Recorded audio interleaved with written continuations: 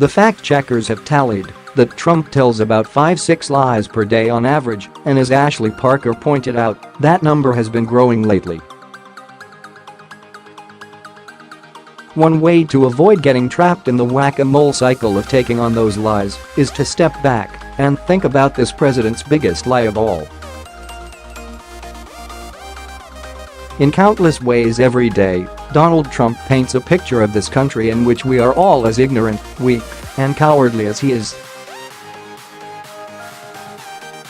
He reaches back to some mythological past in which America was great and plays up the politics of resentment because this country no longer dominates the globe, whites no longer dominate people of color, Christians no longer dominate those of other religions, and men no longer dominate women.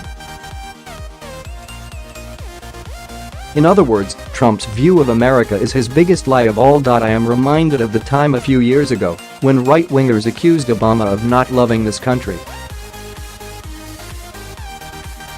His answer to that question was delivered via a speech at the 50th anniversary of the March in Selma. In it, he described what it means to be an American. What could be more American than what happened in this place? What could more profoundly vindicate the idea of America than plain and humble people, the unsung, the downtrodden, the dreamers not of high station, not born to wealth or privilege, not of one religious tradition but many, coming together to shape their country's course? What greater expression of faith in the American experiment than this? What greater form of patriotism is there than the belief that America is not yet finished, that we are strong enough to be self-critical, that each successive generation can look upon our imperfections and decide that it is in our power to remake this nation to more closely align with our highest ideals?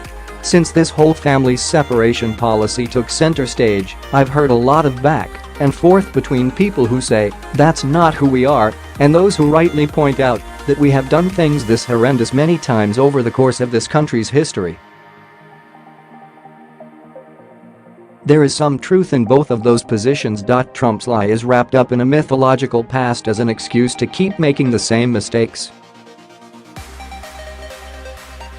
Obama suggests that we're strong enough to be self-critical and, as citizens, have the power to more closely align this country with our highest ideals. The question before us today is whether we will live out the lie or utilize our strength to continue perfecting our union.